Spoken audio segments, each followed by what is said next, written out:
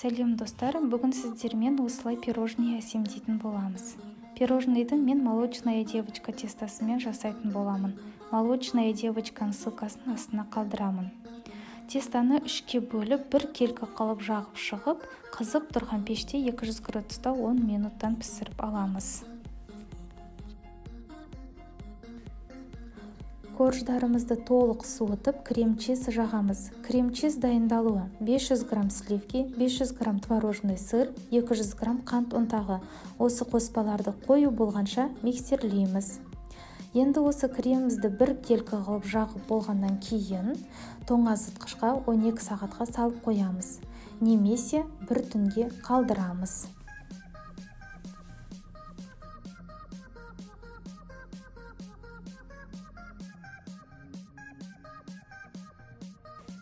Он 12 сағат өткеннен кейін торттың жан-жағын кесіп алып тастап, өз қалауларыңызша кесіп шығасыздар.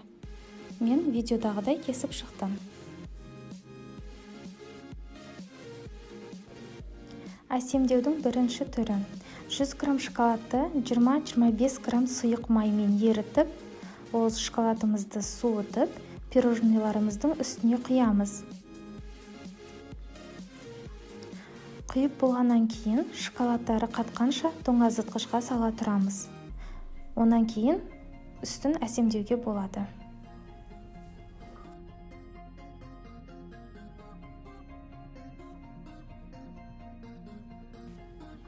Екінші түрін вафельный крошкемен әсемдедім. Вафельный крошкеді кондитерлік магазиннен ала аласыздар.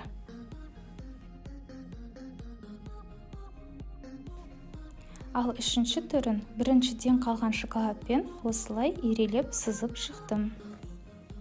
Және бұны да тоңазытқышқа шоколады қатқанша салып қоямыз.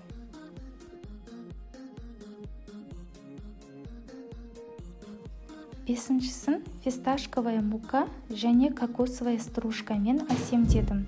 Бұларды да кондитерлік магазиннен ала аласыздар.